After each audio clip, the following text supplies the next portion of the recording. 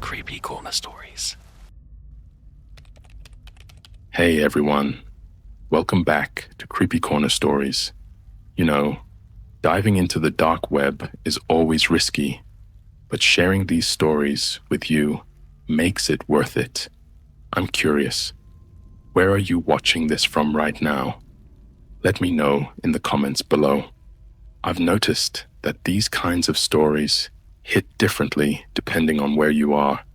It might even make the experience a little creepier. So, tell me, are you watching from the safety of your home or somewhere less secure?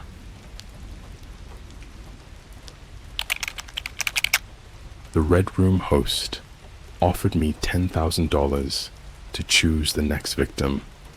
I said a name. Okay, before I start, I need to say this. I'm not making this up for clout. I'm not chasing karma. I'm writing this because I don't know what else to do, and I'm scared this thing is gonna follow me offline. I'm not a tech guy. I'm not a hacker. I've never been on the deep web before this. Hell, I barely know how to reset my router when the Wi-Fi drops. But 2 weeks ago, I made the single worst decision of my life. And it started with a stupid TikTok. It was around 2:15 in the morning. I was sitting in bed, lights off, scrolling through my For You page, like I always do when I can't sleep. My roommate was passed out in the other room. The apartment was quiet, except for the hum of my mini fridge. Then, out of nowhere, this video pops up. It was only about 10 seconds long. A guy in a black hoodie, face completely covered, speaking in that generic, distorted, scary voice filter. The screen had this grainy VHS-style overlay, and the text in red at the bottom said, "The Red Room still exists. They're looking for someone to choose. Message me if you're brave." The comments were exactly what you'd expect. Half were, "This is fake AF." The other half were people making jokes about choosing their ex, or dropping random at tags. But buried in there, a few people claimed they'd seen it before, or got the invite and didn't go through with it. I don't know why, but it got under my skin. Maybe because it was so out of place on my feed. 1 second I'm watching dog videos, next second it's whatever that was. So I tapped on the guy's profile. It was practically empty. 2 other videos, both cryptic.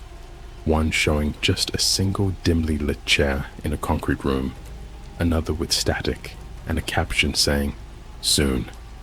But the thing that caught my eye was his bio. No description, no name, just a single weird URL ending in .onion.now. I'd heard of those before. You can't just open them in Chrome or Safari. You need Tor browser, which is how people access the so-called dark web. And I'm telling you, I've never had a reason to even think about downloading Tor before. But it was like this itch in my brain. This little voice whispering, "Just look, it's probably fake. You'll laugh about it later." I downloaded Tor. My laptop fan immediately sounded like it was prepping for liftoff. My palms were already sweaty before I even pasted the link. When it finally loaded, it was slow, like each pixel was dragging itself through mud. The screen went completely black, except for blood-red text in the middle that said, "Welcome, spectator. Leave now or leave forever." There was a live chat window in the bottom left. No usernames, just text, appearing in perfect, deliberate lines. Before I could even type, the first message popped up. "Host, you're early." Good. I stared at that for a good 10 seconds, my heart pounding. I typed, wrong link. I think lol. The reply was instant. "Host, no, you're exactly where you're supposed to be. We'll begin soon. And then, a video feed appeared in the center of the screen. At first, it was just black, then static flickered, like an old camcorder warming up. Slowly, an image formed. A dim concrete room with a single metal chair in the center. There was a drain in the floor beneath it.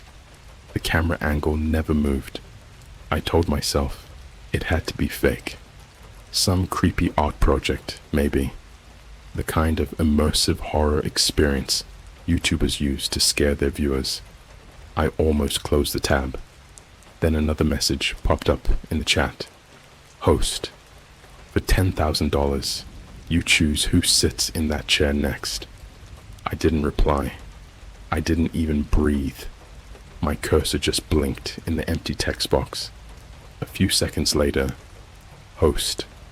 I already know who you're thinking about, and that's when my stomach turned to ice. Because the truth is, I was thinking about someone, not a random stranger, not some celebrity, someone I actually knew, someone I'd seen in real life just earlier that week. But here's the thing, I don't remember deciding to think of them. It was like their name was just there, sitting in my head, heavy, unavoidable. And no matter how much I told myself it was just a coincidence, I couldn't shake the feeling that it wasn't me who thought of them first.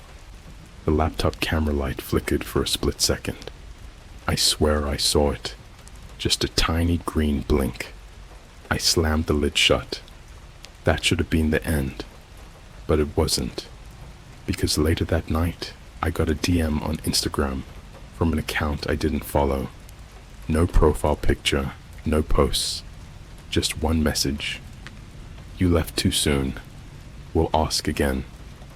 When I shut my laptop that night, I thought that was it.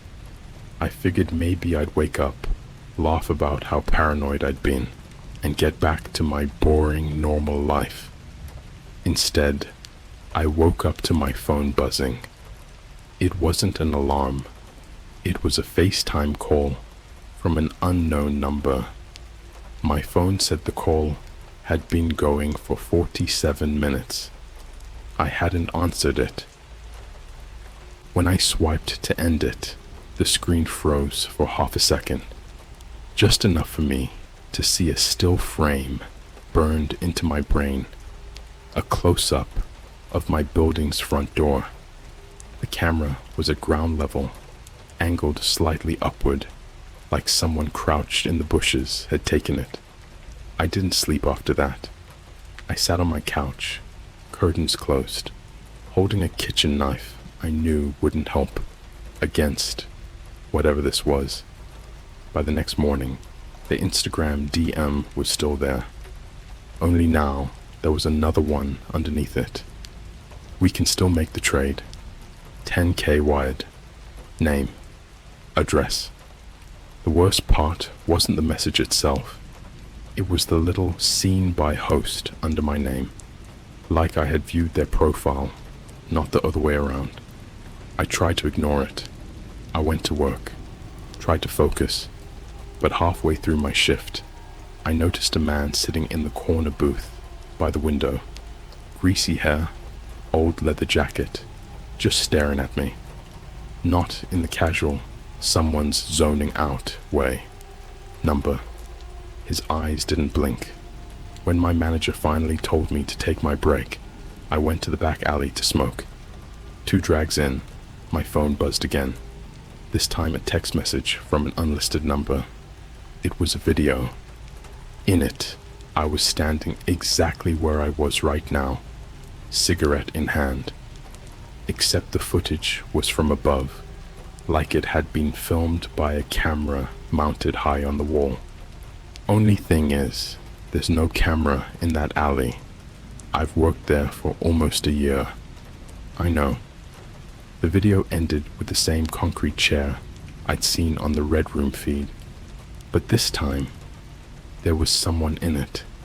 They had a burlap sack over their head, tied tight at the neck. Their hands were bound with zip ties. They were shaking. I almost threw up right there. Another message appeared immediately after. This could be them, or someone else. You decide. And that's when I realized they weren't asking for a random name. They weren't looking for me to play along in some twisted online roleplay. They had people, real people, and they were willing to swap them out like items in an inventory if I just chose. I deleted the texts. I told myself I'd block the number. But the second my shift ended, I saw him again, the man from the booth. Except now, he was leaning against the hood of my car. He didn't move as I approached, just stood there with this smile. Not a big creepy grin, just a slight, knowing curl of the lips. As I walked past him to the driver's side, he said, so quietly I almost thought I imagined it, "You already gave us the name." My chest went cold. I drove straight home, locked every door and window, shoved a chair under the doorknob. But around 2 a.m., I woke to the sound of my laptop fan kicking on by itself from across the room. It was open, the screen lit. The video feed was back. Only this time, the concrete chair was empty. The host's chat bubble appeared. Collection in progress.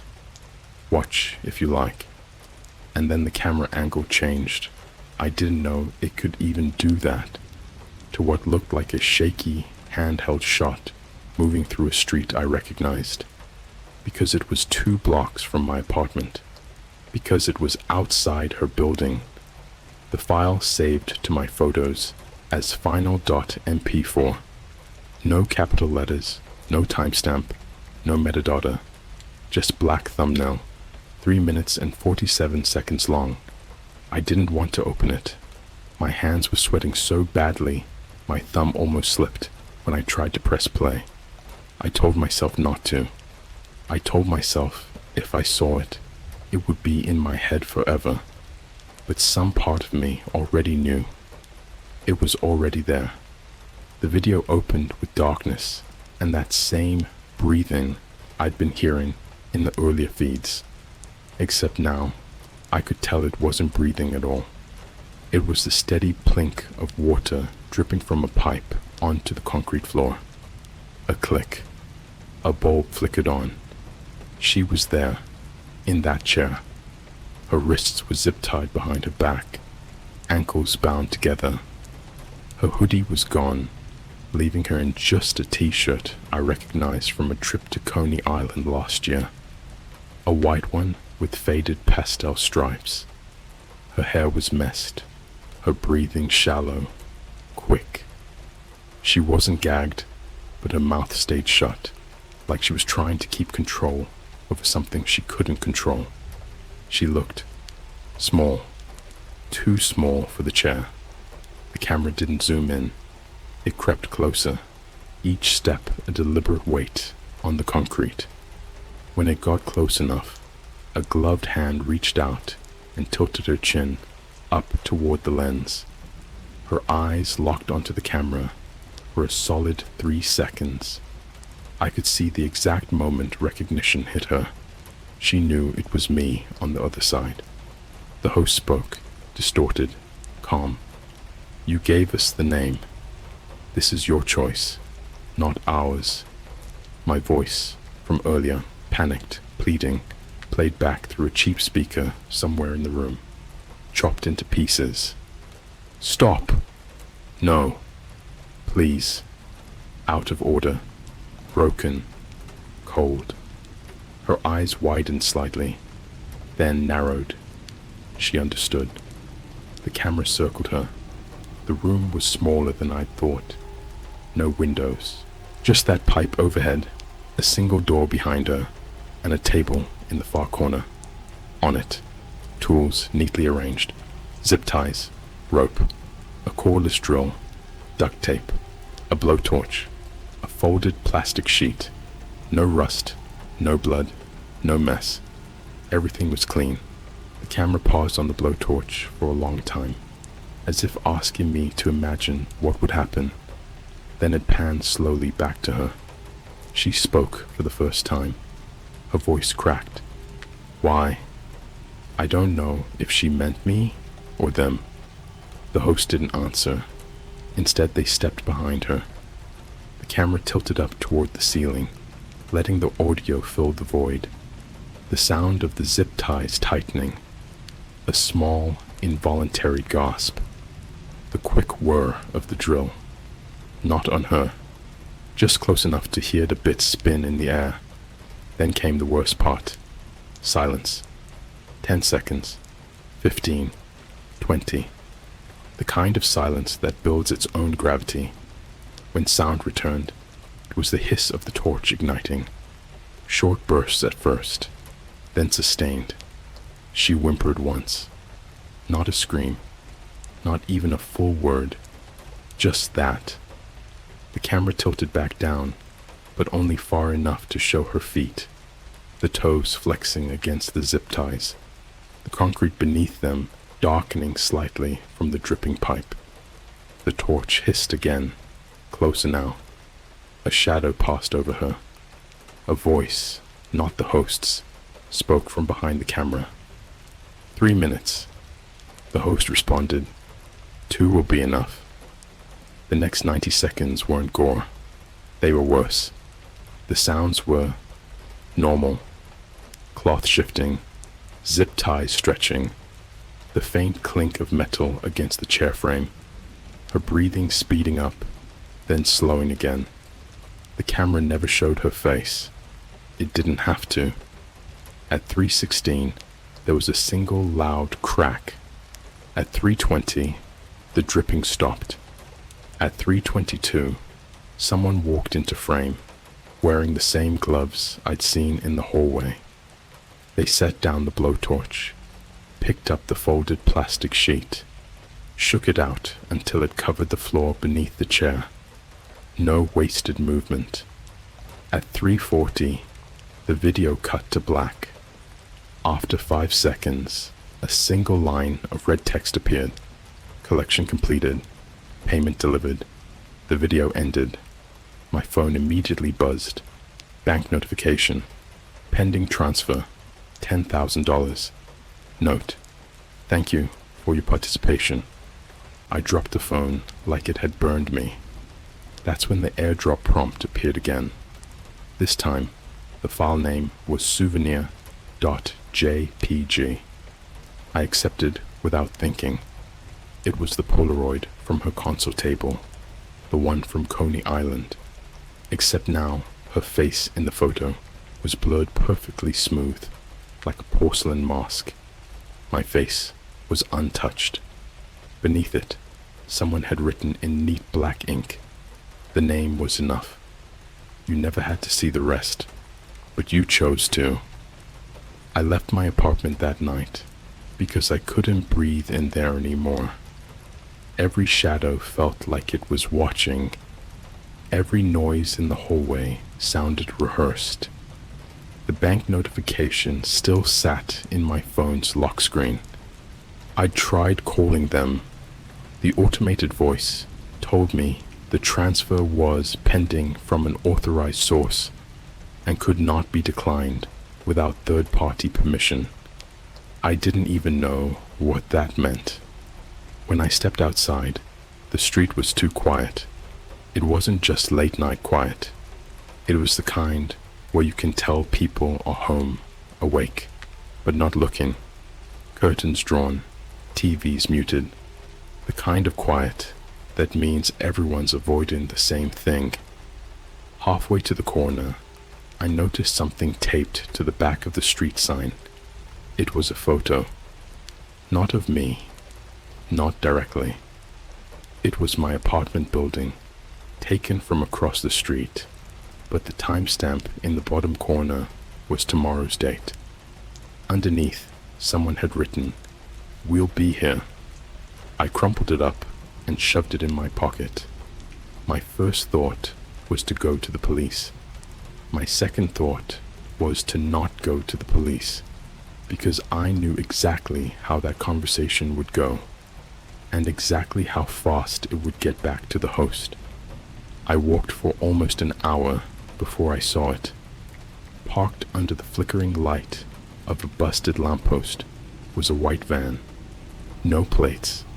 The same one from the alley. The sliding door was open a few inches, and inside I could see two metal chairs bolted to the floor, facing each other. Between them, a single strip of duct tape stuck loosely to the metal. The smell hit me from the sidewalk. Bleach and cold metal. I kept walking. Didn't run. Didn't look back. Running would have felt like giving permission. When I finally came home, there was a cardboard box sitting neatly in front of my door. No tape, no label. Inside, my spare apartment key, my high school ID card, a photo of me from last month at McDonald's, eating fries alone. The angle was from directly above my booth. A folded piece of paper with one sentence. You're playing now. You can't quit mid-game. That night I didn't sleep. I sat with my back to the wall, lights on, laptop shut. Around 3:40 a.m., the airdrop request appeared again. This time, the file name was rules.pdf. I accepted. The feed cut to black for a moment. Then it came back, this time with 3 doors. My parents, Mrs. Klein, my best friend, the host. Choose one. We will do the rest. 00300. I thought maybe if I shut it all down, laptop, phone, everything, the choice wouldn't go through. But then my smart TV turned on by itself, filling the room with the same split screen feed. The countdown kept going. 1:30. I could feel my chest tightening, my hands numb. My brain split into 2 voices, one screaming not to choose, the other whispering that choosing one would save the other 2. 0:45. I whispered a name. The feed froze. The timer stopped. The host's voice. Confirmed. Collection in progress. The screen switched to a body cam view. A short walk up a driveway. A door opening. No struggle. No sound. Then darkness. A moment later, red text. Payment delivered. Next choice soon. That night, a new box appeared outside my door. Inside was a single Polaroid. Me, sitting at my table, watching my own laptop. On the back, in those same block letters, there are always more doors.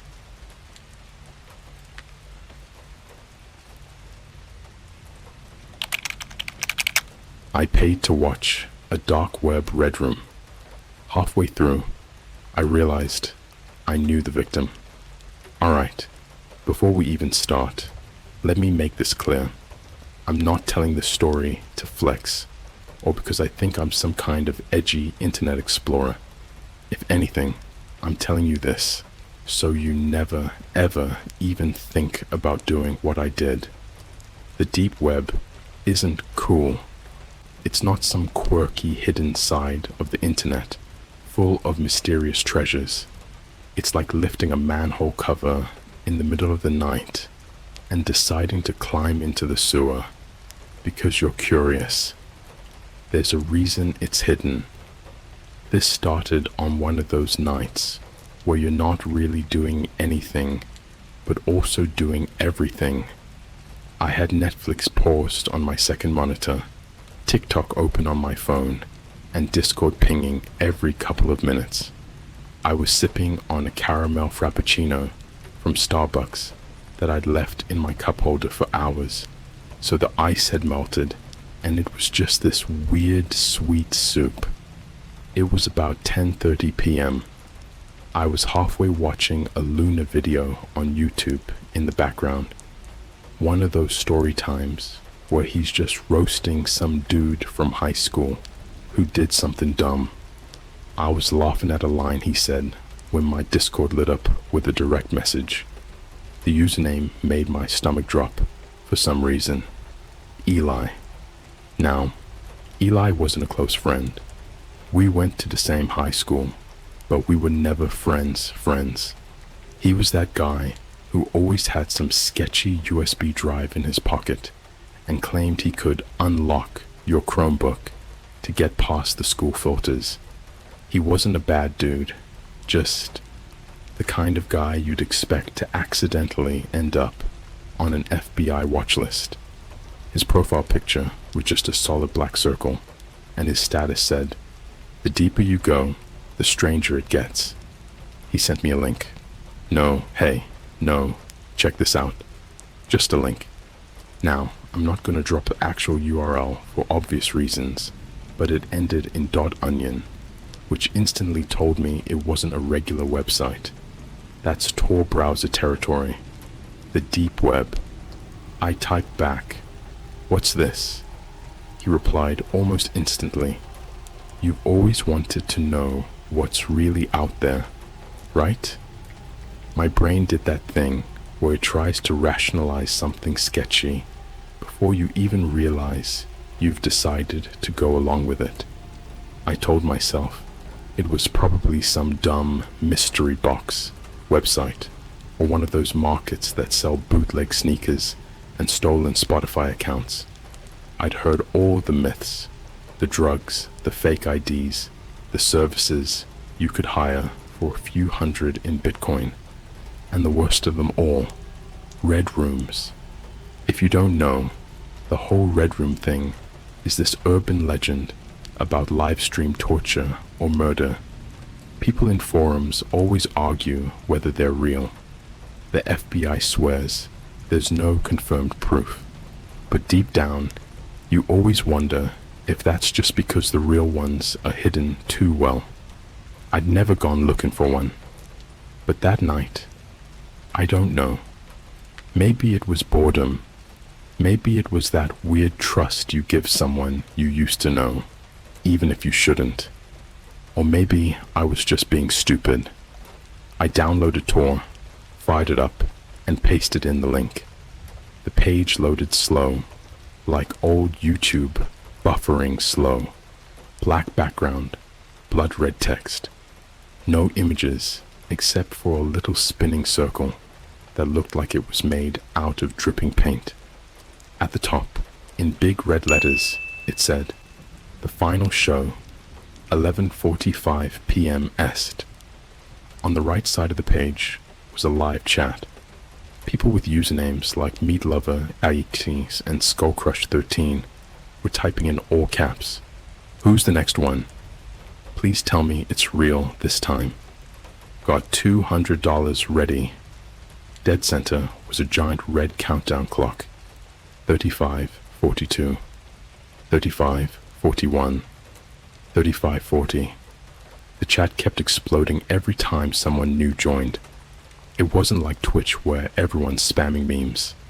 This was different. These people weren't joking. And then I saw it, right below the countdown. Ticket price, $150 USD, BTC only.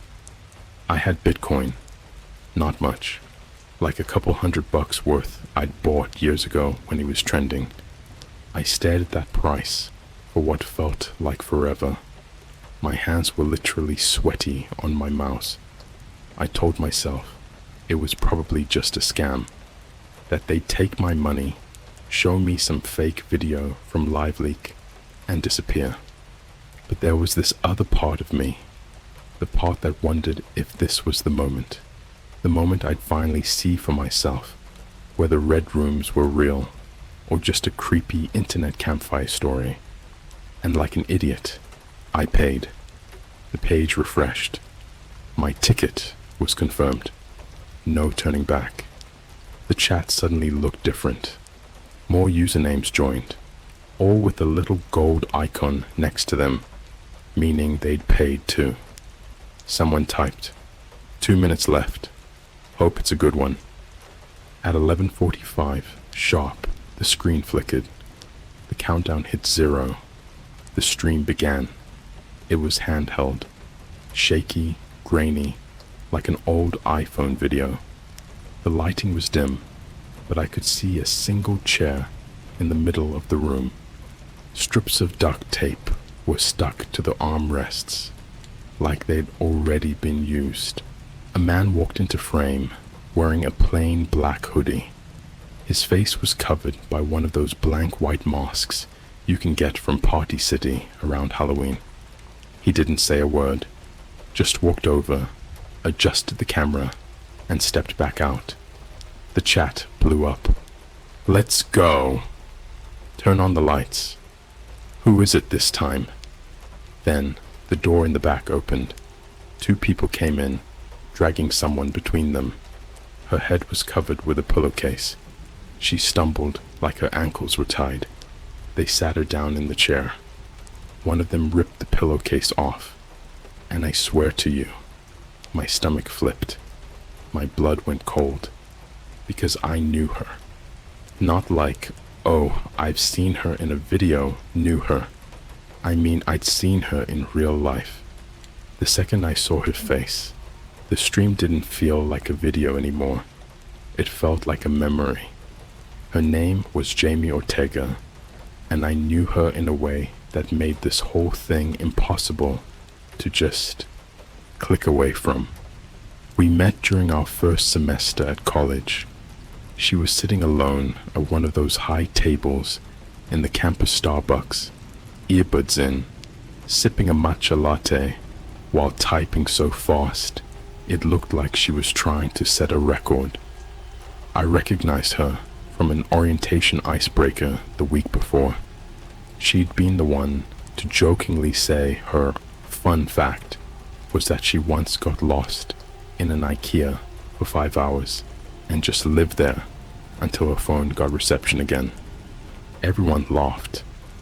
We didn't become best friends or anything, but we had that casual, run into each other kind of friendship. Study sessions in the library, bumping into each other in the McDonald's drive-thru at 1 a.m., talking about how dumb our intro professors were. She had this way of listening that made you feel like she actually cared, even about the boring stuff. She'd tilt her head slightly, squint a little, like she was tuning out everything else, just to focus on what you were saying. The last time I saw her was 1.5 years ago, in a Target aisle between the candles and storage bins. She told me she'd transferred to another college, closer to home, picked up a part-time job at a bookstore, and was finally sleeping like a human again. We exchanged numbers, the kind of empty gesture you know you'll never actually follow up on. And now, she was here, in that chair. Her hair was a mess, like she'd been dragged out of bed. Her hoodie was inside out, strings missing. Her sneakers were mismatched. One white Nike, one faded Vans. And yet, somehow, she looked exactly like she had at that Starbucks table. Same faint scar above her left eyebrow from when she told me she fell off her bike as a kid. Same small silver stud in her ear. There was no question. This wasn't someone who looked like her. It was her. The chat went wild. "She's pretty. Oh, this one's gonna cry. Turn her towards the cam." Jamie's head jerked up. Her eyes scanned the room. The masked man, the walls, the tripod in front of her. She wasn't screaming or sobbing. She was breathing heavy, fast, sharp, inhales and exhales like someone trying to keep from hyperventilating. Then she saw the camera. Her eyes locked on it, and I swear it was like she was looking through the screen, like she could see everyone watching her at that exact moment. And the worst part? For a second, I thought she recognized me. I wanted to type something in the chat. I don't even know why. Maybe some desperate, stupid idea that if I told her I'm here, it would mean something. But what was I going to say in a room full of people with usernames like Skull Crush _13? the masked man reappeared, pushing a small metal cart into the frame. It was the kind you see in hospitals. 3 tiers, wheels squeaking against the floor. But instead of medical tools, it was stocked with things that didn't belong together. A coil of thick rope, a roll of nearly spent duct tape, a jar of murky liquid with something floating in it, a single leather glove, stiff and cracked. He didn't speak, not once. He just placed the items in a neat line on the cart, adjusting them until they were perfectly parallel. Jamie kept shaking her head. She wasn't crying, but her face was tense. Every muscle in her jaw locked. She tried saying something, but either the mic was bad or they'd muted her audio on purpose. Then the camera view shifted. Not like someone picked it up, more like a feed switching angles. A second window appeared in the corner of the screen, showing a bird's eye view from the ceiling. And that's when I saw them. 2 more masked figures, standing in the shadows near the back wall. They'd been there the whole time, just watching. The chat exploded again.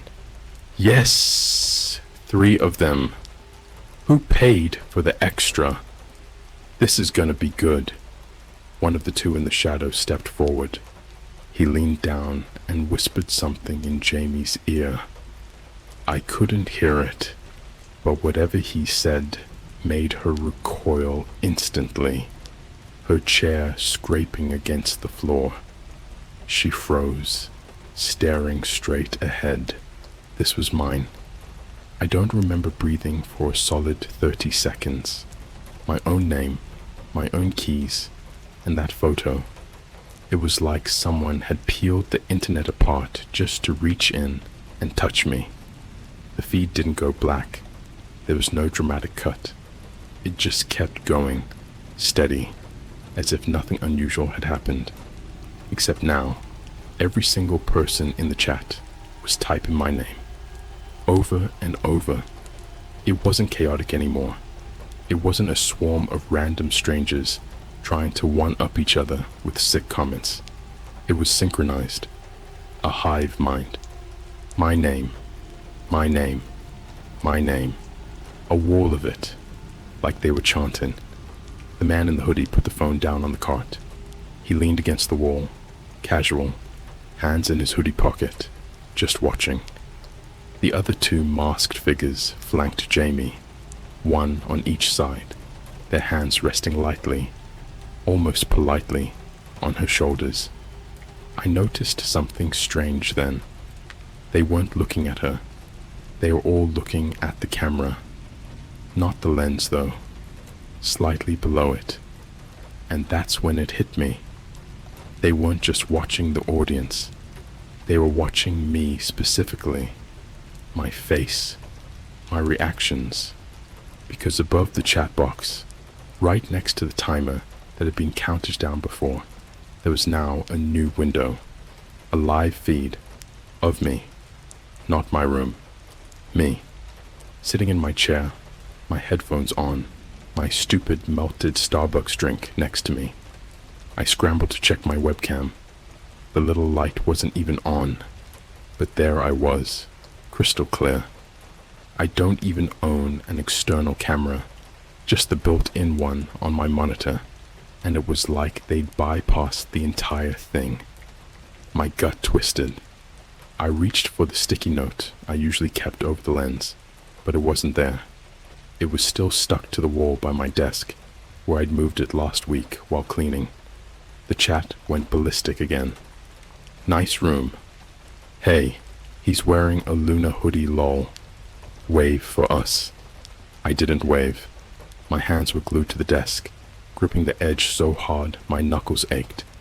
Jamie's eyes flicked toward the camera again, but this time her gaze didn't stop at the lens. It went lower, toward my feed. She could see me. Her lips moved, slow, deliberate, and I could read them without even trying. Get out. Before I could even process it, the man in the hoodie stepped forward and tipped over the jar of murky liquid on the cart. The camera zoomed in as it poured out across the metal surface, splashing down onto the floor. It wasn't water. The way it clung to the steel, thick and almost oily. I didn't want to guess what it was, but the smell. Oh God, I could smell it. That's impossible, I told myself. You can't smell through a video. But it was there, faint but real, like old pennies and damp basement air. My stomach turned. One of the masked figures reached into the spill and traced a wet finger across the cart's surface, then drew a single line down the side of Jamie's cheek. She flinched like it burned. The hoodie man tapped the phone again. The lock screen lit up. Our photo. He turned it toward Jamie, then toward me. The chat started spamming something new now. Trade. Over and over. Faster and faster. The hoodie man pulled a folded piece of paper from his pocket and held it to the camera. It was a printed screenshot of my apartment building's Google Street View. The image was old, maybe 2-3 years, but my unit number was circled in red marker. Jamie saw it. Her breathing turned into rapid, shallow bursts. The masked man slowly pointed at her, then at me, on the live feed. Then he held up 2 fingers. 2. The chat spammed it instantly. 2 hours. 2 for 1. Clocks ticking. A timer appeared in the corner of the screen. 2 hours exactly. Counting down. And then they switched the stream. Jamie's feed shrunk into the top corner, and my live feed took center stage. I was the show now. The timer in the top right corner of the stream ticked down from 200 with the same cold precision as a bomb clock in a movie. Except this wasn't a movie. I could see myself reflected on the screen, my live feed taking up the center. Jamie's window shrunk into the corner now, like she was the afterthought. The chat no longer felt like viewers watching something together. They were an audience directing a play I hadn't agreed to be in. 1:59:48, 1:59:47, 1:59:46. They watched me watch the clock. The man in the hoodie leaned into Jamie's ear, whispering something. Her eyes widened in horror and then flicked back to me. Not the camera, me. She mouthed something again. I couldn't read it this time. She was speaking too fast. The other masked figure walked to the cart, picked up the phone, her phone, and held it up so the Starbucks lock screen photo of us was visible. Then, slowly, they turned it around and started typing. I felt my own phone vibrate on my desk. I didn't want to touch it, didn't want to see, but my hand moved anyway. The screen lit up with a text from Jamie's number. 2 hours, or we come to you. My hand started trembling so badly, I almost dropped the phone. The chat lit up with laughing emojis, skull icons, knives, red dollar signs. It was like watching a stadium full of people cheer for a team you didn't know you were playing against. I thought about calling the cops, but what was I supposed to say? Hi, I paid Bitcoin to watch a deep web stream, and now they're threatening me and a girl I know. Best case, they'd laugh. Worst case, they'd treat me like the criminal. 1:45:22. The feed of my room zoomed in. I mean physically zoomed in, as if someone was controlling a hidden camera. I scanned my walls, my desk, the space behind my monitors.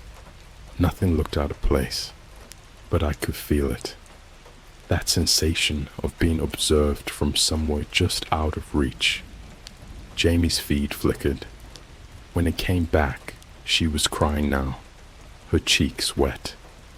One masked figure knelt in front of her, holding my keys in one hand and tapping them rhythmically against her knee. The hoodie man picked up the printed Google Street View image of my building again and held it so close to the lens that the paper bent. He tapped the circled window twice with his finger. The chat. Windows are easy.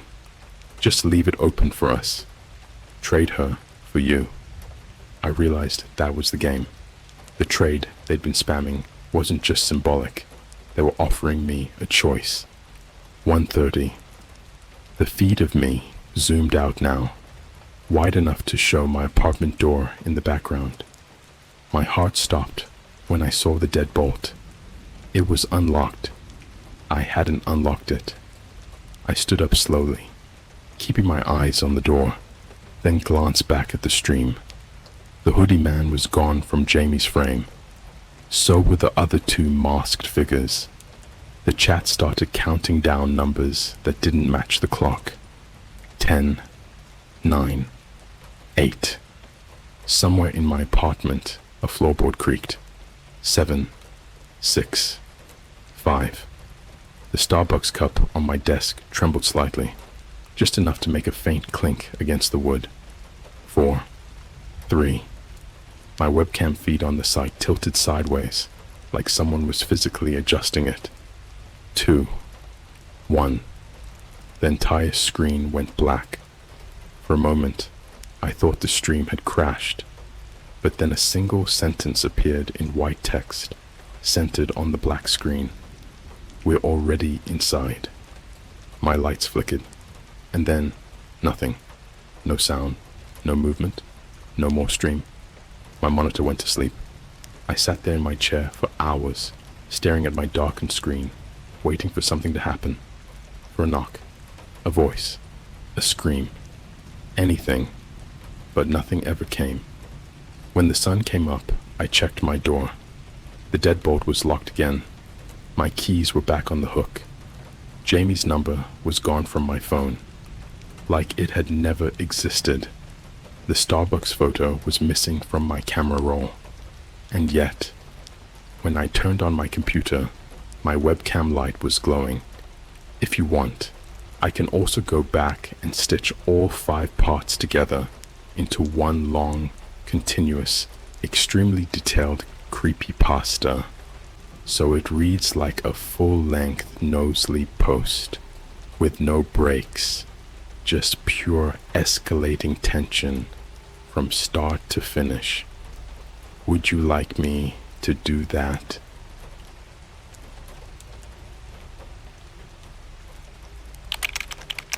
I found a dark web forum about secret cities. One of them is under my neighborhood.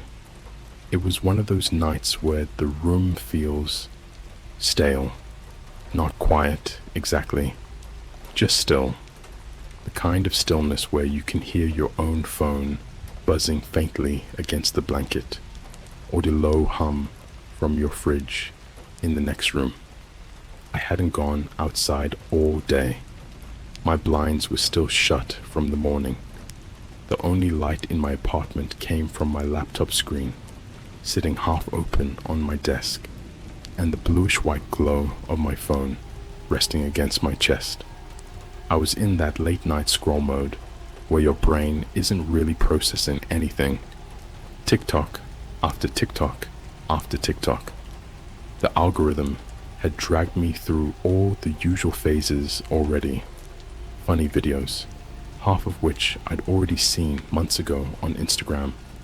Random how-to hacks, clips from cooking shows that made me hungry but too lazy to get up. Then that weird, uncomfortable side of TikTok where everything feels liminal. You know the stuff I mean. Empty parking garages, faded old hotels, VHS filter footage of hallways you've never been in but somehow feel familiar. That's when one particular video made me stop mid-swipe. It was in black and white, not artsy filter, black and white, but grainy security camera, black and white. The shot was dead still, a single intersection at night, 4 streetlights. No cars. No people.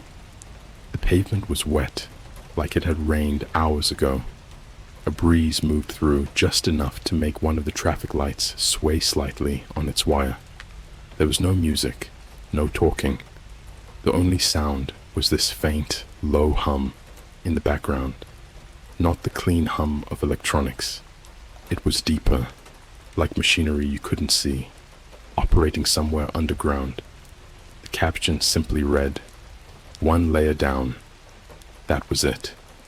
I sat there staring for a moment, waiting for something to happen. A shadow in the distance, a car pulling through, anything. But the video just looped. I scrolled past, but my mind kept circling back to it. The words, "one layer down," didn't feel like an artsy statement. They felt like instructions. Against my better judgment, I went back to it.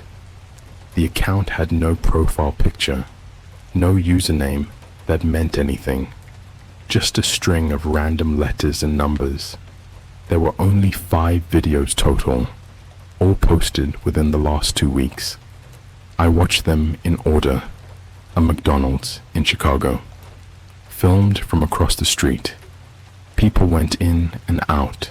Cars pulled up to the drive-thru, but the camera didn't move, and no one seemed to notice it was there.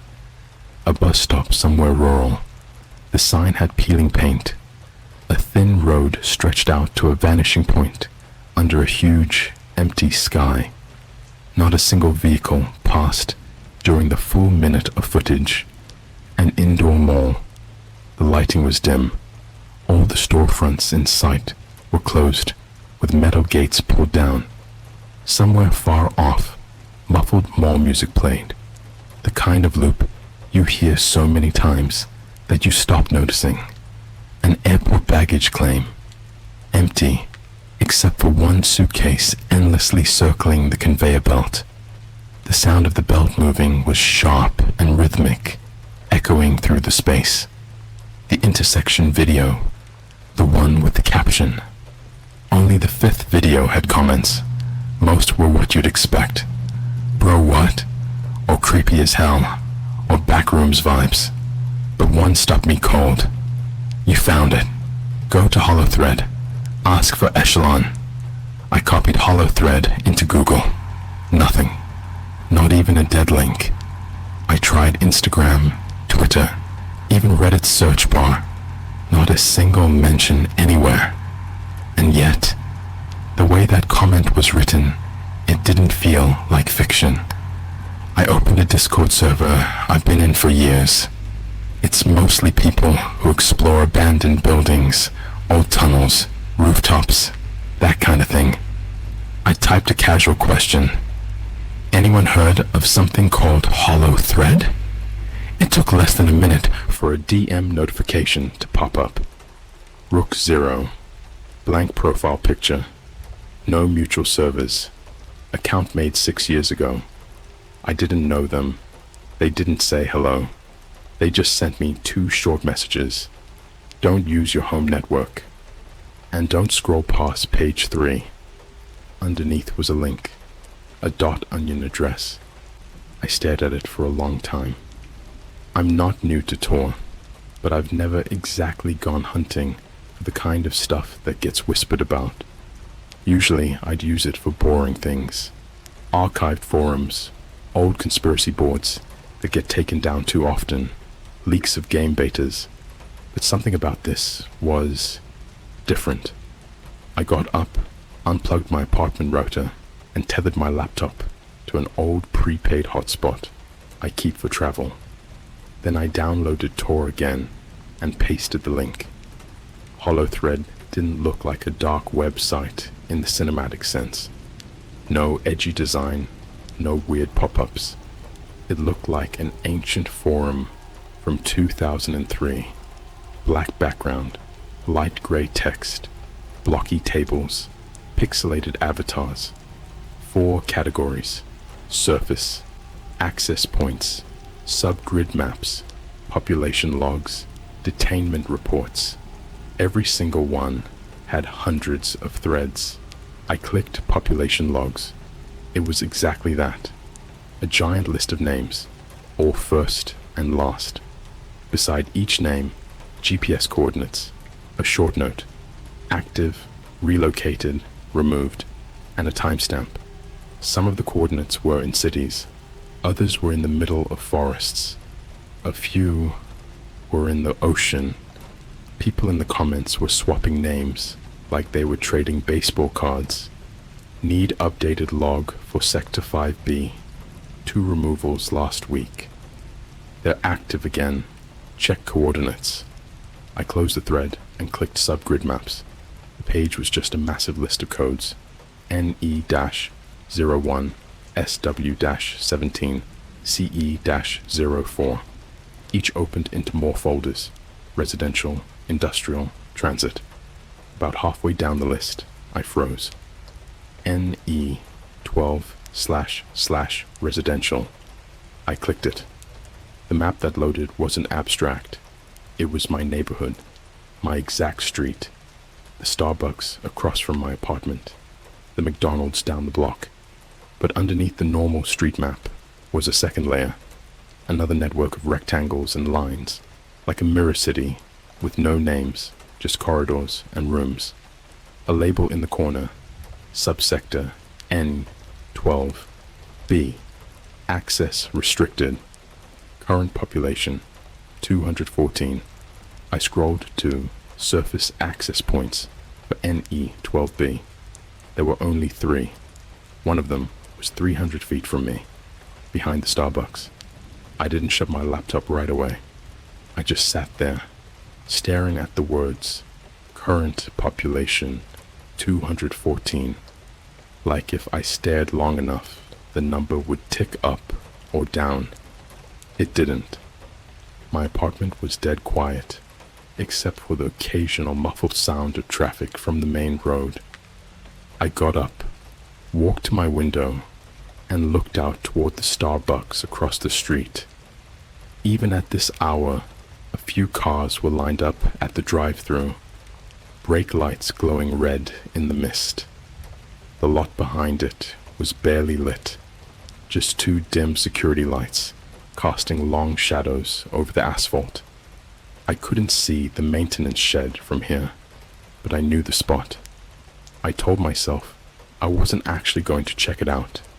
That would have been stupid. I'd just go to bed, wake up, laugh at myself, and maybe tell a friend about it in a "you won't believe this" way.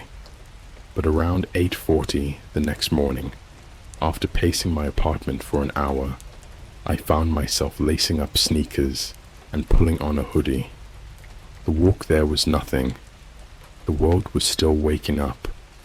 People with coffee cups, cars honking in the distance, someone jogging with headphones in. Completely normal. My heart rate stayed steady until I cut around the back of the Starbucks. The smell hit first, a mix of damp concrete and that sweet, moldy scent you get in basements that haven't been opened in years. The building's back lot was cracked and uneven, weeds pushing through. To the far right, behind a leaning chain-link fence, sat the shed. It wasn't a real shed, exactly. More like a long, windowless utility structure made of corrugated metal. Faded graffiti covered most of one side, layer over layer, until it was impossible to tell what the original tags had been. Up close, the air felt heavier. Not hot, not cold, just stale, like it hadn't moved in a long time. I circled to the far side, where the wall met the fence. That's where I saw it, a panel near the bottom, bent outward just enough to create a narrow opening. If I had been looking for a way in, I might have missed it. It was low. I had to crouch to peer inside, and there were no footprints or trash to mark that anyone had been here recently. Beyond the panel was darkness, not dim darkness, true, light-swallowing black. I pulled my phone from my pocket, flicked on the flashlight, and angled it in. Concrete stairs, narrow, steep, leading straight down. I hesitated, my flashlight beam trembling slightly against the steps. They weren't dusty. There was no debris. The edges were scuffed, recent scuffs, like the kind boots leave when people rush up or down without looking where they're stepping. I ducked inside. My hoodie snagged on the edge of the panel, and I had to twist awkwardly to free it. My sneakers made a dull thud on the first step. The air changed immediately. It was warmer down here, but not in a comfortable way. The warmth felt trapped, recycled. My own breathing sounded louder. Somewhere far below, I could hear it again. That same deep, mechanical thrum I'd heard faintly in the intersection video. I started counting the steps. By step 20, the faint daylight behind me had already dimmed to nothing. By step 40, my phone's flashlight was the only thing keeping the world from going completely black. The walls were poured concrete, smooth but damp to the touch. At the halfway point, I noticed a faint smear along the wall, dark, uneven, about the height of a person's shoulder. It didn't look like paint. I didn't touch it. At the bottom, the stairs opened into a short corridor. The ceiling was low enough that I had to duck slightly. Rust-colored pipes ran along both walls, some dripping slowly into shallow puddles on the floor. The mechanical sound was louder now, echoing faintly. It came in slow, steady pulses, almost like a heartbeat. About 10 feet in, the corridor split into two directions, left and right. The left was pitch black. The right had light. Not much, just a dim flickering glow from what looked like an old fluorescent tube fixed to the ceiling about 20 feet away. I went right. The hallway sloped downward slightly. My sneakers squeaked faintly against the damp concrete. The further I walked, the more I started to notice something faint in the air.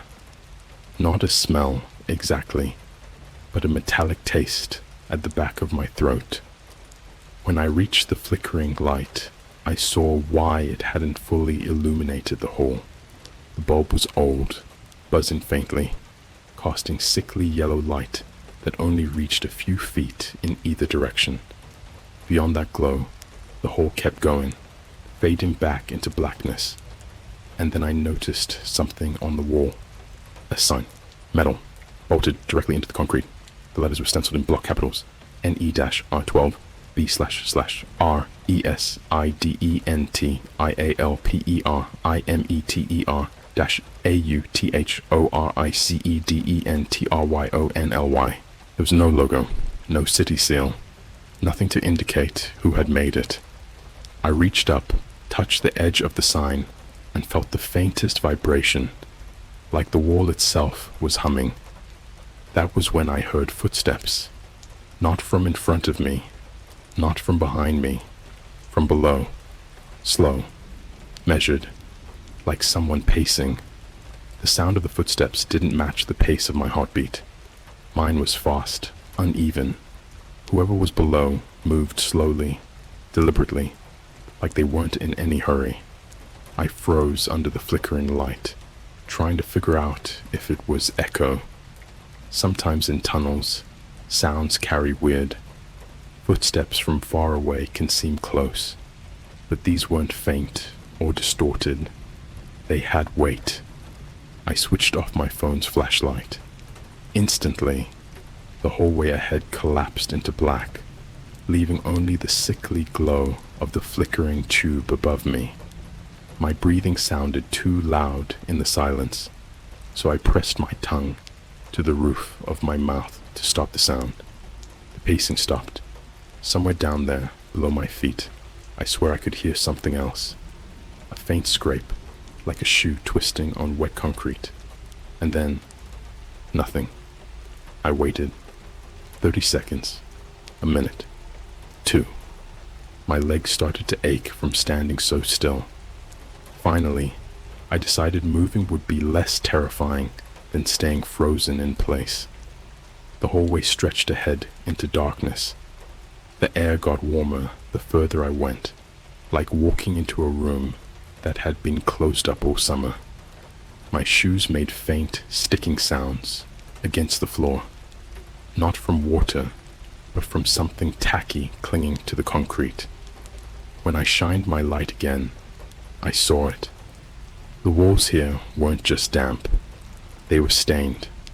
Long, uneven streaks of something dark, some of it dried to a flaky crust, some still glistening in the light.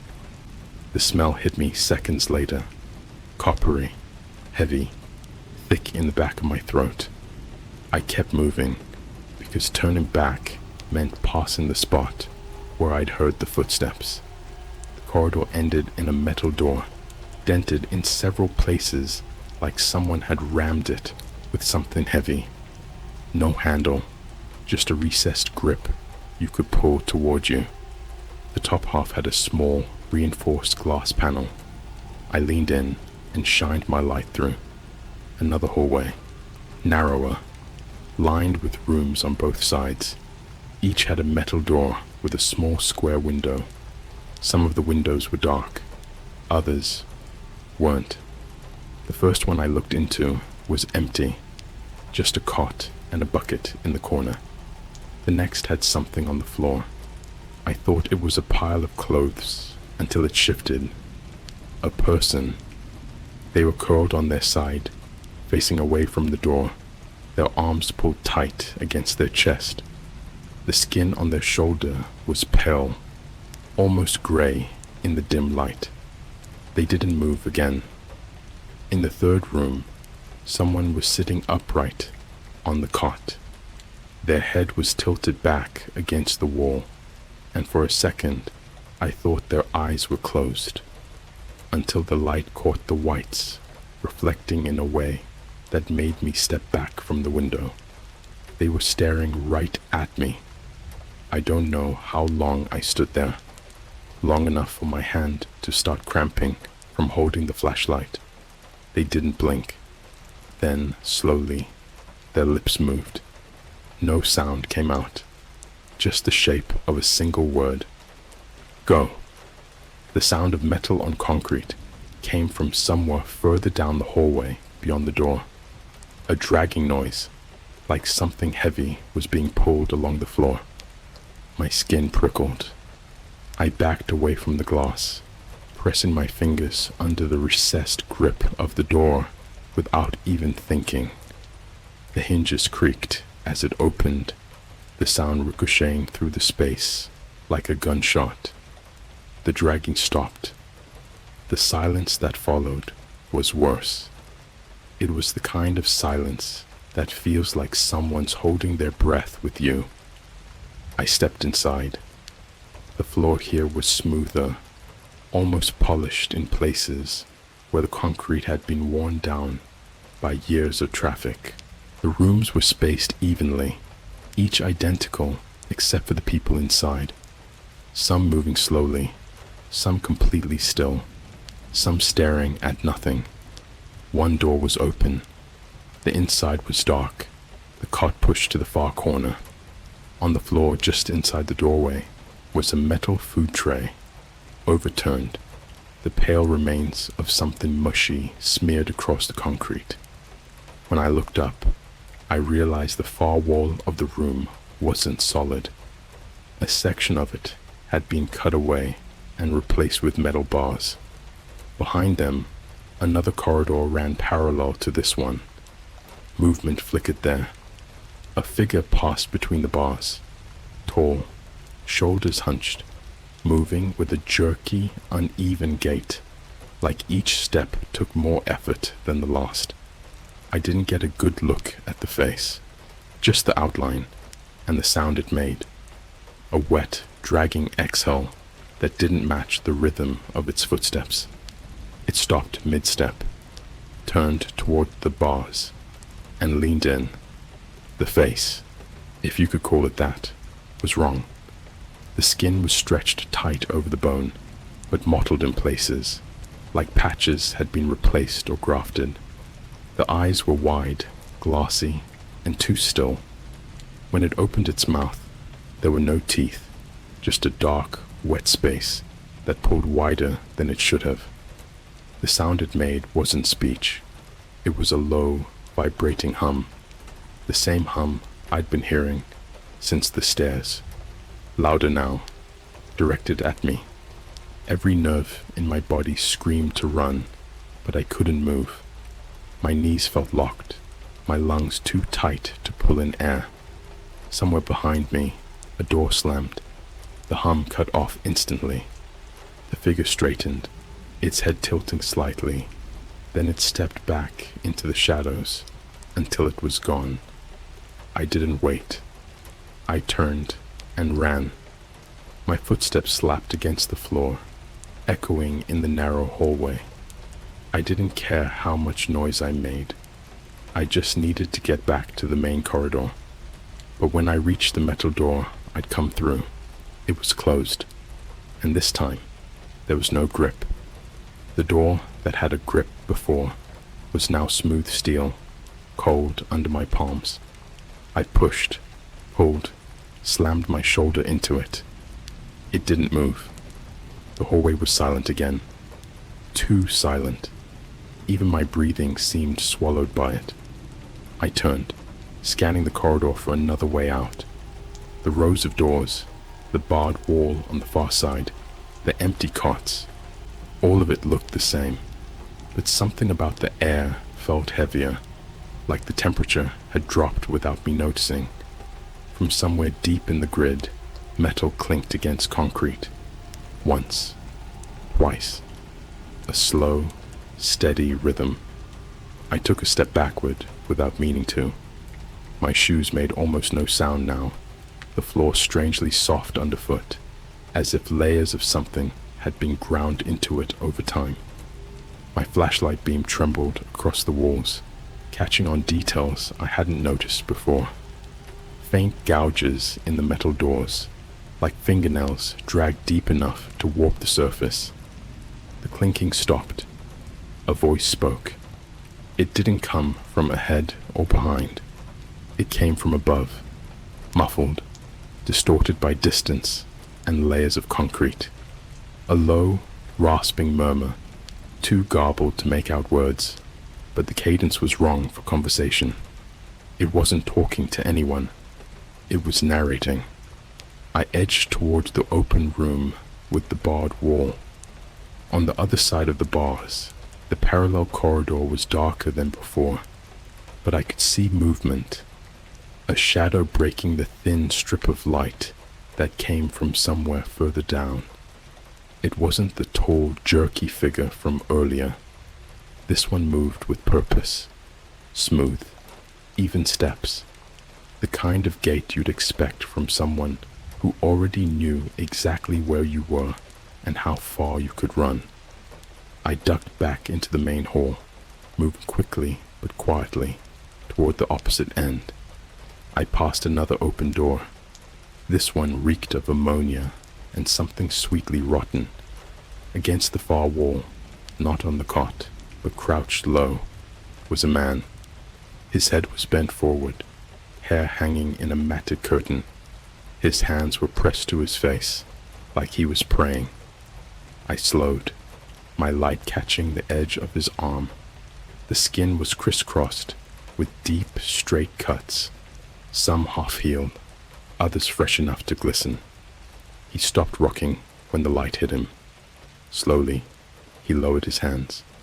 His eyes were gone, not injured, gone, smooth skin where they should have been. His mouth opened in a too wide grin, every tooth perfectly white, perfectly straight. His head tilted toward me, like he could still see me somehow, and then he spoke in a voice that was far too calm. "They'll take yours last." The clinking sound returned, closer now. I bolted. The hall curved sharply left, then down a narrow set of stairs. The air shifted again, hotter, wetter, filled with the hiss of unseen pipes. My shoes splashed into shallow water that rippled ahead of me. The stairs opened into a chamber the size of a gymnasium. The ceiling disappeared into shadow, beams crisscrossing far above. Along the walls, back turned to me, arms moving in small, precise motions. They were working over something on the table, a shape covered in plastic sheeting that twitched in shallow bursts. I stepped backward, my heel hitting something solid. It was a metal bin, waist high, filled with hair, not clippings, full strands, some still tangled together at the roots. The figure at the table stopped moving. The twitching under the plastic stopped too. I didn't wait to see the face. I bolted back into the hall and kept going until my lungs burned. The corridor narrowed, the ceiling lowering further, forcing me to hunch. The floor became slick, then outright wet, the water rising around my ankles. It wasn't just water. Thin, pale strands floated on the surface, wrapping briefly around my shoes before drifting away. The smell was almost sweet now, and I realized I was tasting it with every breath. The space opened into a round chamber. The walls curved upward into darkness, and the center was dominated by a single vertical shaft, wider than the one I'd seen before. A grated walkway circled it, with metal steps leading down into the opening. From below came light, a pulsing rhythmic glow, like the flicker of a fluorescent bulb timed to a heartbeat. I started down the steps, thinking maybe it led to another exit, but by the second turn, I could hear it again. The dragging, not far, directly below. I stopped, every muscle locked, as the glow from beneath brightened. Something was moving up the steps toward me. The rhythm of its ascent was wrong, uneven, but somehow deliberate. Each pause just long enough to make me think it had stopped before the next step came. I turned and tried to climb back up, but the walkway above was no longer empty. They were there, not just one, several, standing side by side, blocking the way, faces indistinct in the half-light. One of them moved forward, and the rest followed. Their steps were silent. I backed down toward whatever was coming up the shaft, my eyes darting between the figures above and the glow below. When the thing climbing reached the last bend, I saw it clearly. It wasn't a person, not anymore. The proportions were human, but the joints bent wrong.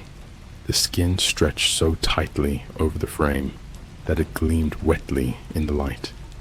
Its mouth was a wide, vertical slit, opening and closing slowly, not in speech, but in some breathing motion. Every time it opened, I heard that same low hum, vibrating through the metal beneath my feet. The figures above began to descend, moving faster now. I was trapped between them. One of the figures above reached the landing. I could see its eyes now, not glossy, not blank, but watching me with something sharp and calculating. It didn't rush. It wanted me to understand I wasn't getting out. The thing from below was 2 steps away. Its mouth opened wider, the hum growing into a full, vibrating chord that made my teeth ache. I gripped the railing and did the only thing left. I jumped sideways into the open shaft. The fall wasn't long. I hit water, deep, ice cold, swallowing me instantly. My light went out, plunging everything into black. Above, I could hear them moving along the grating, pacing the edge, their footsteps in perfect sync now. Then the hum started again, this time from all sides. It wasn't just sound, it was pressure, pushing against my skull, vibrating through my ribs. I kicked upward, but the water around me felt thick, resisting. Hands broke the surface before I did, not reaching for me, waiting. When I finally emerged, gasping, they closed around my arms. The grip was cold, unyielding, pulling me toward the side of the shaft. The last thing I saw before they dragged me under again was a stenciled plate bolted to the wall just above the waterline. No surface access.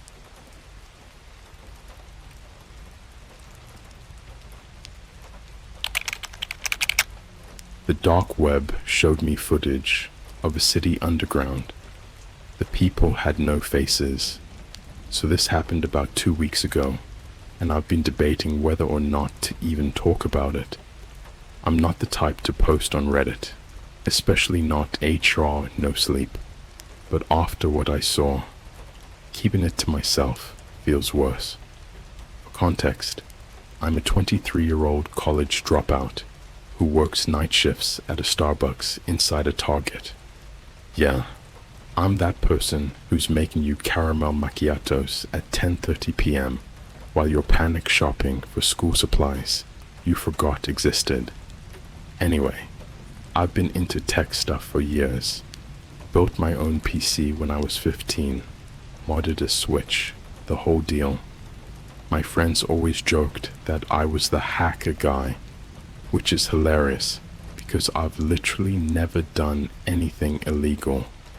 I've looked though. I've read stories about the deep web, watched those creepy animated YouTube horror channels where someone clicks the wrong link and suddenly their webcam light turns on by itself. That's what got me curious enough to download Tor again one night after work. Not because I wanted drugs or hitman services or whatever, but because I was bored. Here's the part where I should have logged off immediately. I found this forum. It didn't even have a name in English, just a string of characters like H3OW93KXL.onion, and it was basically people sharing weird videos. Some were obviously fake, Creepypasta type stuff, grainy black and white footage of abandoned malls, distorted audio of voices whispering in static. But there was one post that stood out. The title was in plain English: Live Feed, the City Underground. The thumbnail was off. It looked like a crowded street, but it wasn't anywhere I recognized. The lighting was wrong. Everything had this sickly yellow tint, like when your phone camera's night mode glitches out. And the people, I couldn't tell at first, but their faces looked blurry, like someone had badly censored them in Photoshop. Now here's the thing. I clicked expecting it to be some ARG or an art project. The stream opened instantly, no buffering, and what I saw didn't look fake. It was a street, yeah, but it wasn't outside. The sky above was just this endless concrete ceiling, with pipes and fluorescent lights hanging down in places. It was massive, like an entire city had been built underground. The camera was fixed high up on a corner, aimed down at the street. Dozens of people walked past. None of them had faces, not like blurred out or masked, just smooth skin. No eyes, no mouths. A few were carrying grocery bags. I swear I saw someone holding a cup with the Starbucks logo on it. I almost closed the tab, but then something happened that made my blood run cold. A man, at least, I think it was a man, stopped in the middle of the street and tilted his head straight toward the camera. I don't mean he looked. His whole body just jerked to face it. Even without a face, I could feel like he was staring at me. That's when a text box appeared at the bottom of the stream, like a live chat, but only one message popped up. It said, "Do you want to come here?" I slammed my laptop shut. No pause, no thinking, just closed it and sat there in the dark, feeling like someone was standing right behind me. When I opened my laptop again, Chrome was still open to YouTube, the last thing I'd been watching before Tor. The Tor browser was gone, not closed, uninstalled. I didn't uninstall it. The first night after I saw that stream, I couldn't sleep in my room. I crashed on the couch with YouTube running on the TV. Old Vine compilations, random prank videos, anything dumb and loud enough to keep my brain from drifting back to that yellow-lit street. It didn't matter. Every time I closed my eyes for more than a few seconds, the sound would creep in from somewhere past the edges of the apartment. It started as a low hum, not mechanical, not like the fridge or the air vent, more like a crowd murmuring in a language I couldn't place. The more I focused on it, the clearer it became, until I could make out the rhythm of words without knowing what they meant. I muted the TV. The voices didn't stop. They were behind the walls. Not one wall. All of them. I got up and pressed my ear to the drywall by the front door. I swear to you, I heard footsteps.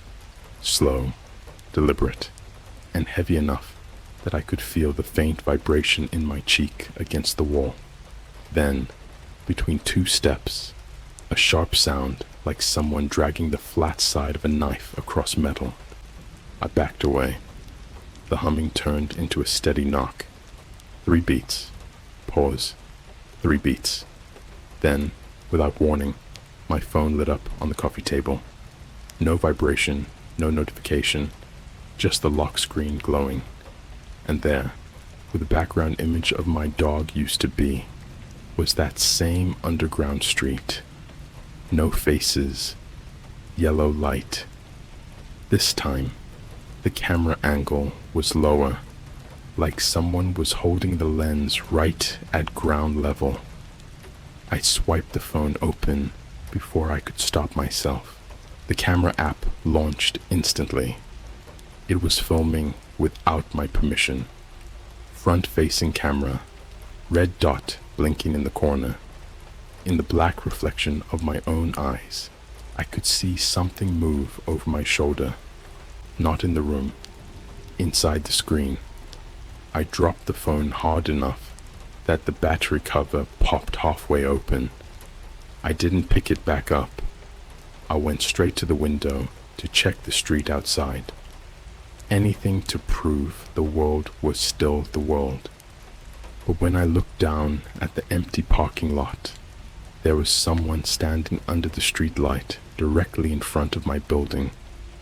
Hoodie pulled up, hands at their sides, face wrong, like a mannequin head, perfectly smooth, skin reflecting just enough light to make me nauseous.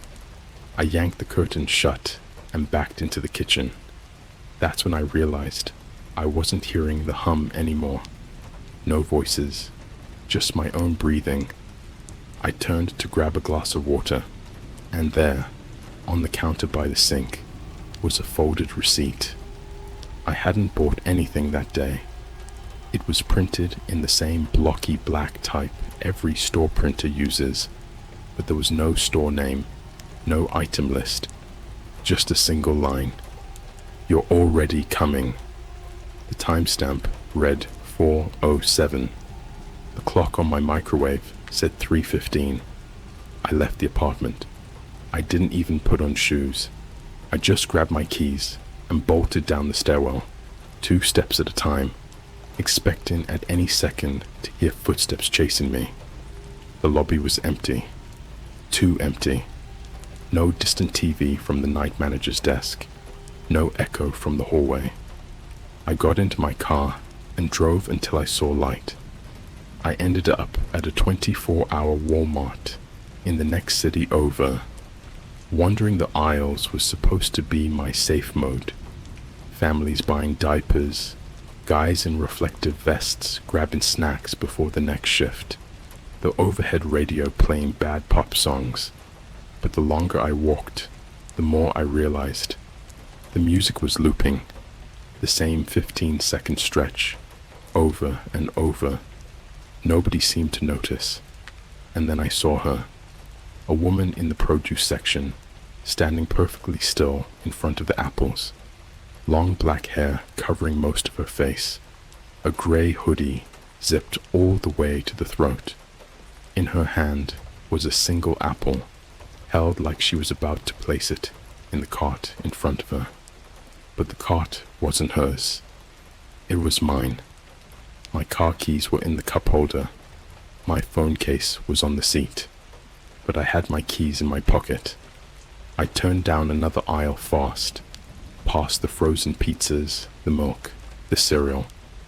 When I came out near the registers, she was there again. Same hoodie, same apple, same smooth mannequin face, hidden just enough by the hair. No shopping bags, no cart, just standing, watching without eyes. I didn't check out. I left the cart and walked out, fighting the urge to break into a full sprint. The parking lot was lit up like a stadium, but there were no cars moving, no carts rattling, no conversations, just the sound of one car door closing somewhere far off. When I finally got home, the door to my apartment was wide open. No sign of forced entry. No mess. Everything exactly where I left it, except for the TV. It was on, even though I'd turned it off when I left. The channel was some kind of security feed, black and white, showing what looked like a train platform, but instead of ads and tile walls, there was nothing but raw concrete and pipes overhead. In the middle of the frame, a group of faceless people stood shoulder to shoulder, motionless, facing the camera. One of them slowly raised an arm and pointed, not at the camera, at me. The screen flickered and the image cut to static. Then words appeared in perfect white text. No logo, no channel name. We don't ask twice. The TV shut itself off. I didn't sleep. I sat on the floor with my back against the wall until the sky outside went from black to pale gray. And when I finally got up to go to the bathroom, I stopped dead. The sound was back. The murmuring. The crowd. This time it was coming from inside the bathroom. And the worst part? The voices weren't speaking nonsense anymore. I could understand them. They were saying my name. Over and over and over. It's strange how quickly you can go from living in a world that feels real to realizing it's just a stage set someone else built around you. By the morning after the voices said my name, I couldn't tell which pieces of my life were mine anymore. My keys felt heavier. My apartment smelled faintly like damp concrete, no matter how many windows I opened. The clock on my oven ticked in reverse for a full 5 minutes before correcting itself. I didn't even check my phone. I was afraid it would show me somewhere I hadn't been yet. I decided I had to be somewhere public, somewhere safe. The logic was simple. Bad things happen in shadows, not in daylight, not in crowds. But that logic doesn't work when the thing after you doesn't care about daylight. I went to Union Station downtown. On a weekday morning, it's chaos. Tourists staring at departure boards, business people speed walking with coffee in hand, the occasional busker blasting music off a Bluetooth speaker. It was loud enough to drown out the memory of that wall hum. I kept moving, pretending to read the big overhead train schedule while scanning every face that passed. Except it wasn't every face. It was most faces. 1 in 20 was wrong. They looked human until my eyes hit them directly, and then the details would slide off like wet paint. Smooth skin from hairline to chin, like someone erased their features and left them unfinished. But the worst part was how they moved, in perfect sync with me. If I stopped suddenly, they'd stop too, a few paces away. If I changed direction, they'd angle themselves just enough to keep me in their line. I tried to shake it off as paranoia until I saw one of them at the ticket counter. They weren't buying a ticket. They were watching the employee's hands. The moment the worker glanced up, their face was back, sloppily drawn on, eyes slightly too far apart. Then it would vanish again when they turned toward me. I ducked into the food court to get some space. The smell of fresh pretzels and burned coffee was comforting until I noticed a security camera overhead. I don't usually care about cameras, but this one had a tiny red light blinking faster than the others, and when I moved, it tracked me. Not in that slow, mechanical pan, jerky, like someone was controlling it with a twitchy hand. A pretzel shop worker caught me staring and said, "Hey, you okay?" I opened my mouth to say yes, but on the reflection in the glass sneeze guard, my mouth didn't move. The reflection just stood there, still, with its head tilted slightly to one side. Then, without the rest of its body moving, the reflection's mouth opened too wide, stretching in a silent scream. I ran. No plan, no destination, just straight for the nearest exit. The crowd didn't react. No one even looked at me. Outside, the sunlight should have been comforting, but it wasn't. It felt weak, faded, like a filter had been applied over the world. That's when I saw the van, parked across the street. Matte black, no plates, windshield tinted so dark it was just a mirror reflecting the warped buildings around it. The side door slid open an inch. Not much. Just enough for me to see yellow light spilling out. Not warm sunlight yellow. That other yellow. I turned and pushed into the nearest store I could find. A CVS. The cold blast of air conditioning hit me like a reset button. I grabbed a basket and started pretending to shop. That's when my phone, which I hadn't touched all day, started buzzing in my pocket. The screen lit up with a video call. No caller ID. I shouldn't have answered, but my thumb moved before I could think. The call connected. It wasn't my face on the screen. It was me, standing in the very aisle I was in, but from the perspective of someone directly behind me. I could see the back of my head, my shoulders, the basket in my hand, and in the frame, just over my right shoulder, was one of them. No face, no movement, just there. The camera feed took one slow, deliberate step forward. I felt the air move at my back. I spun around. The aisle was empty. I dropped the basket and bolted to the front of the store. The automatic doors opened too slow.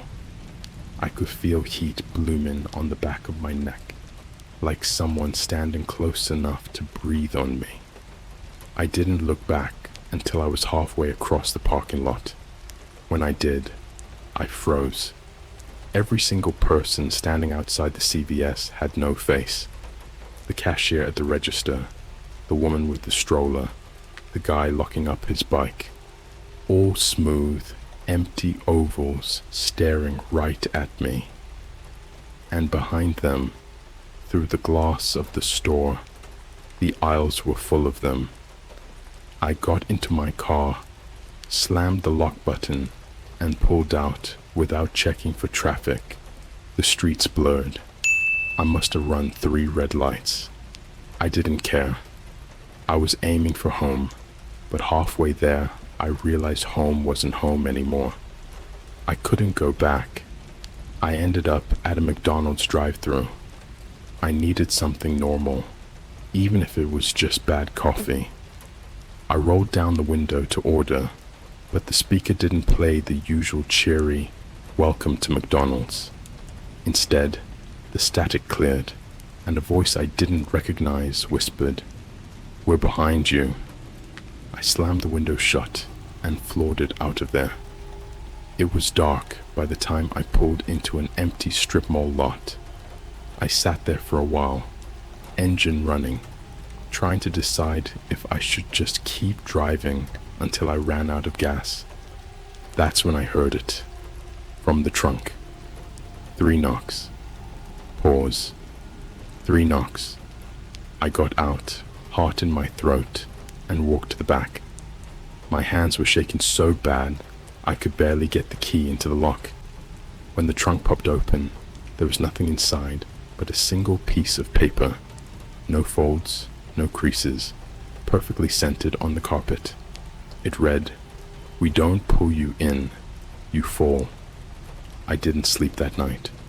I didn't even blink for long. Every shadow in my peripheral vision felt like a hand reaching. And around 3 a.m., as I sat in my car under the sick yellow glow of a street lamp, I finally heard it again. The hum. This time, it wasn't behind walls. It was under my feet, and it was getting louder. The hum under my feet grew until I could feel it in my teeth. Not a sound anymore. A pressure, like the earth itself was holding its breath. I was parked in the far corner of that strip mall lot, the street lamp above me flickering in a rhythm that felt deliberate. Every few seconds, the light would go out completely, and in those moments of black, I'd see shapes moving just outside the car. When the light came back, the lot was empty again. The asphalt beneath my car gave a sharp, dry crack. The steering wheel jerked in my hands, even though the engine was off. My first instinct was to get out and run, but something in my gut told me movement was exactly what it wanted. I kept still. I tried to breathe as quietly as possible, but the hum seemed to react to even the sound of my lungs. It got deeper, hungrier. Then the ground caved. No warning, no gradual sink, just a sickening lurch and the sound of breaking stone, and my entire car dropped like it had been swallowed. My head slammed against the roof. Glass shattered somewhere near my feet. I wasn't falling through open air. I was sliding, the car grinding against rough walls as it plunged at a tilted angle. We hit bottom hard enough that the seatbelt cut into my ribs. The windshield was gone. My headlights flickered once, before dying, and what replaced them was a glow ahead. Not white light, not natural. That same dead yellow from the stream. I crawled out of the wreck, my shoes crunching over glass. The air was wet and metallic, smelling faintly of blood and rust. My eyes adjusted, and I realized I was in a tunnel, massive enough to swallow a highway.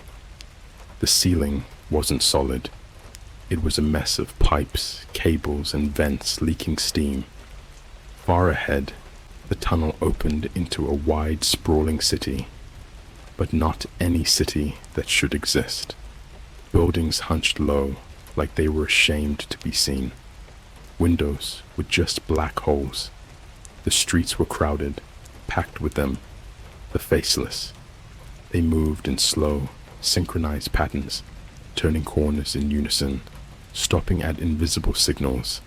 Some carried bags, some pushed carts, but nothing they held had labels or markings.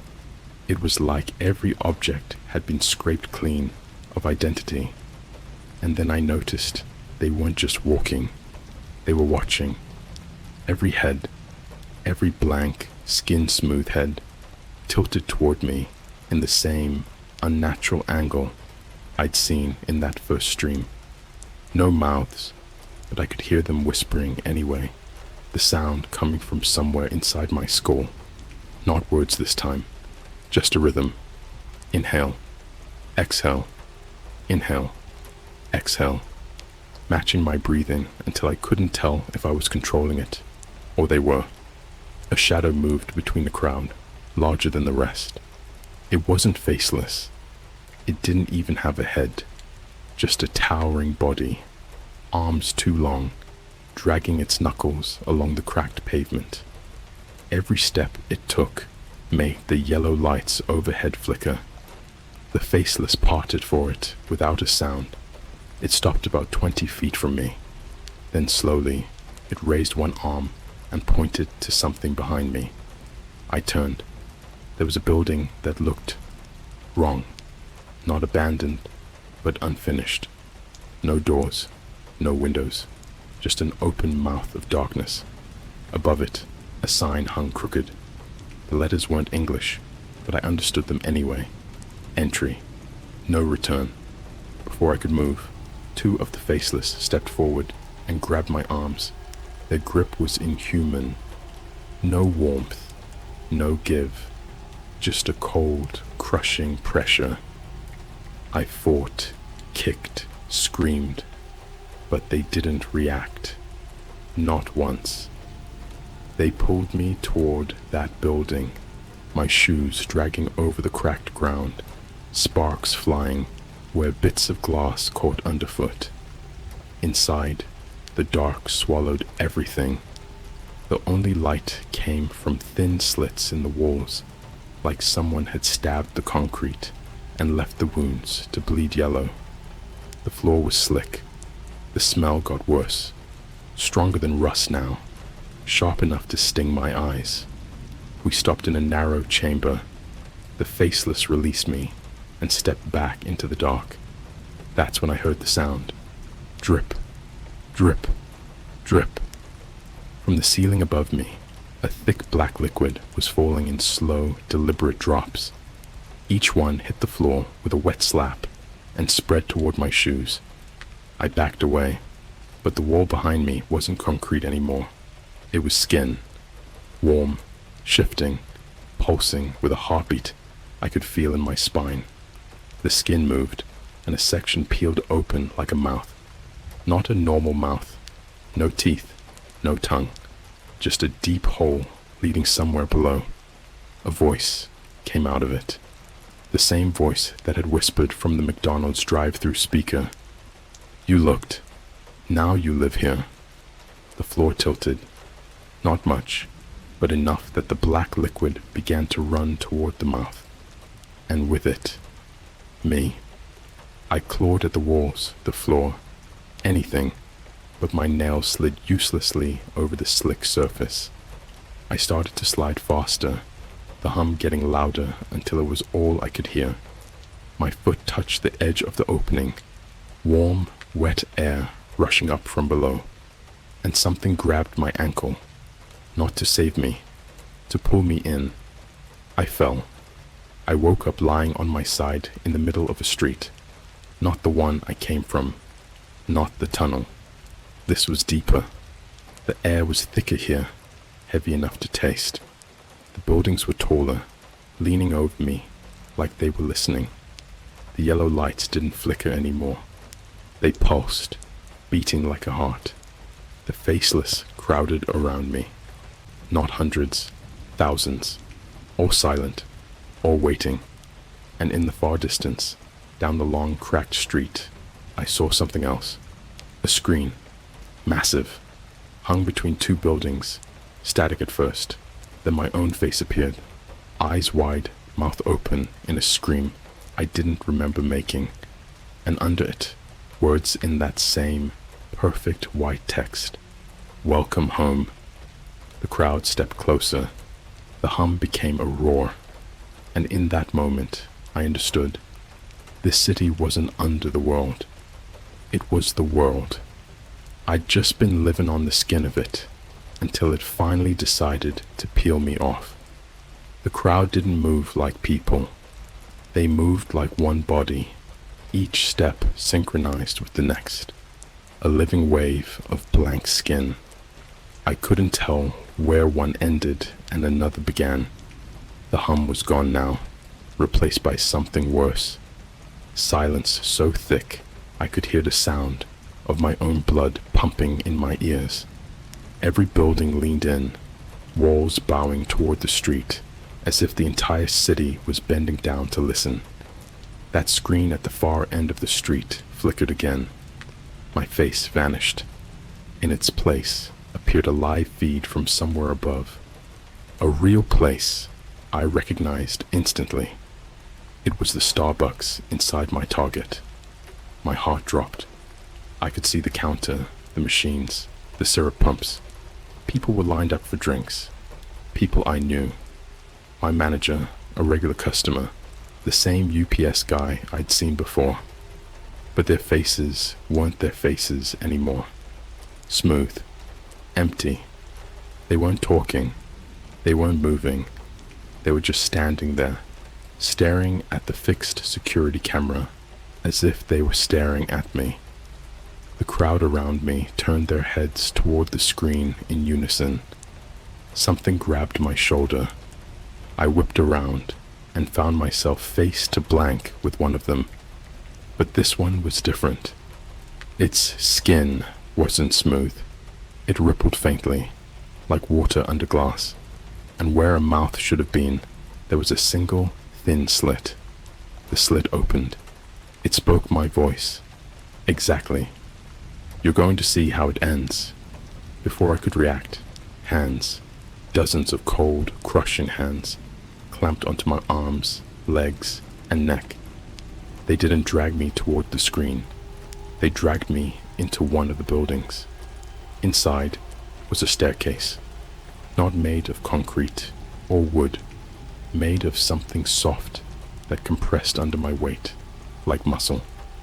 Each step I took sank slightly, and I could hear faint gurgling beneath me. The air smelled like old meat and wet paper. The stairs spiraled downward into a huge circular chamber. The walls weren't walls at all. They were screens, hundreds of them, stacked and overlapping, each one showing a different live feed. Streets, bedrooms, parking garages, offices, restaurants. Real places. I saw Times Square, a playground in Paris, a McDonald's in Tokyo, and in every single one, there were faceless people, standing still, facing the camera. A massive shape emerged from the dark center of the room. At first, I thought it was just a shadow. Then it moved, and the glow from the screens outlined its form. It was tall, not human, tall, building tall. Its skin was stretched tight and translucent, and beneath it, I could see things moving, not organs, not bones, just shifting lumps, like hundreds of bodies pressed together under a sheet. Its head was nothing but a wide vertical gash that pulsed faintly with each breath, and in that breath, I could hear voices, my manager's voice, my own voice, the voice from the drive-through speaker, all speaking the same phrase in perfect unison. You're part of the feed now. The floor beneath me softened. Literally, the solid ground began to sag under my weight, forming a shallow depression. I realized it wasn't floor. It was skin, like the staircase, and something beneath it was pushing upward.